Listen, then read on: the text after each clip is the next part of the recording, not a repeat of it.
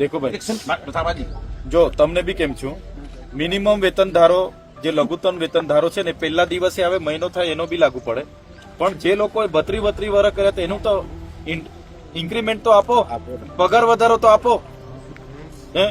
આનું मतलब છે हम देख लेते हैं। अरे यार कैसे कैसे देख लेते वो क्लियर करो आप। ऐसा है, इसको जो भी हमें चेंज करना है हम 1 फरवरी को आपको। और ये 14,773 રૂપિયા તો 31 દિવસના છે પાછા। હા ભાઈ, પગાર બી નહીં આવતા। ओ भाई शांति रखो ना यार, हमने भी टाइम नहीं। सामड़ो तो खरा, तो उनको आप छुट्टी भी नहीं दे रहे हो। मंथ में 4 दिन की छुट्टी रहती है ना, गवर्नमेंट का रूल्स है।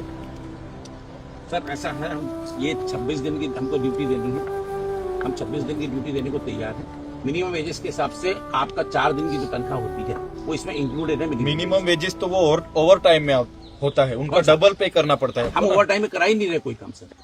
ये क्या है? ओवर टाइम में नहीं करा रहा मैं। 31 दिन का करवाया है ना आपने? कौन सा 31 दिन? सब 31 दिन 26 दिन मेरे को देना है। જો ભાઈ તમે સાંભળો, તમે 20 દિવસ કોઈ નોકરી કરે ને એને 1 દિવસની લીવ આપવાની જોગવાઈ છે। 26 દિવસ પૂરા કરે 1.5 દિવસ લીવ આપવાની જોગવાઈ છે। 31 દિવસ કરાવ્યા તો ઓવર ટાઈમ નહીં ગણાય તો શું કહેવાય આને? એના 2 ગણા પેમેન્ટ આપવું જોઈએ આ લોકોએ।